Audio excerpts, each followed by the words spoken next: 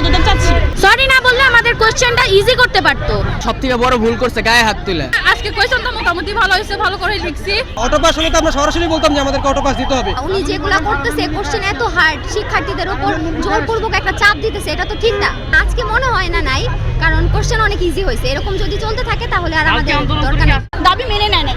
এত যে বৃষ্টি হয়েছে, এত বন্যার কারণে আমরা এত রিকোয়েস্ট করছি ওনাকে, উনি আমাদের দাবি মেনে নেয় নাই। হ্যাঁ, উনি কেন আমাদের পয়লা মুরগি বলবে? উনি আমাদেরকে এগুলো বলে আমাদেরকে অপমান করছে। উনি আমাদেরকে আরো খেপাই দিয়েছে। ওনার নিজের ভালো নিজে উনি বুঝে নাই।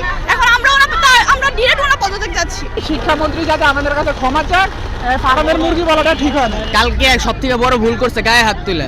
এমনি যদি বুঝায় ছাত্রদের পাঠাই দিত কিচ্ছু হতো না। আর আমরা এতটাও বেদব না যে আমরা তাদের সাথে বেদবি করবো। আমাদের বুঝাইলে আমরা শান্তিপূর্ণ করতেছিলাম এক সাইড হয়ে, তারপরে আমাদের উপরে লাঠি চার্জ করা হয়েছে। আজকে কোশ্চেনটা মোটামুটি ভালো হয়েছে, ভালো করে লিখছি। ইনশাআল্লাহ পাস করবো মেবি। কিন্তু ফার্স্ট পেপারটা অনেক খারাপ হয়েছে।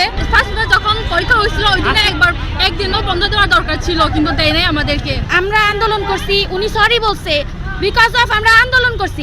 উনি কিন্তু সরি বলতে পারতো আগে। সরি না বললে আমাদের কোশ্চেনটা ইজি করতে পারতো।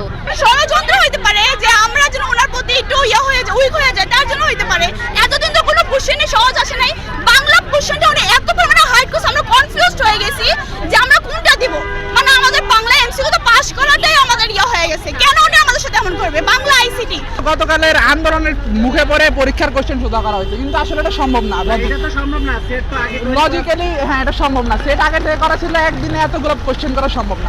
বড় জোর ওনারা সেট 3টা, ওইটা থেকে 22 সবচেয়ে সোজা কোশ্চেন দিতে, এর থেকে বেশি সম্ভব না। নকল করে, নকল আর চলবে না। এই যুগে নকল করে না কেউ, কারণ আমরা জেনজি, আমরা অন্য কিছু না যে আমরা নকল করবো। আমরা যা করি নিজের থেকে করি। আমাদের উপর অনেক বেশি প্রেসার করে যাচ্ছে, বিশেষ করে সায়েন্সের স্টুডেন্ট যারা, ওদের জন্য অনেক প্রেসার। উনি যেন সবকিছু বিবেচনা করে এরপর সিদ্ধান্ত নেয়। এটা ভুল কথা। অটো পাস হলে তো আমরা সরাসরি বলতাম যে আমাদেরকে অটো পাস দিতে হবে।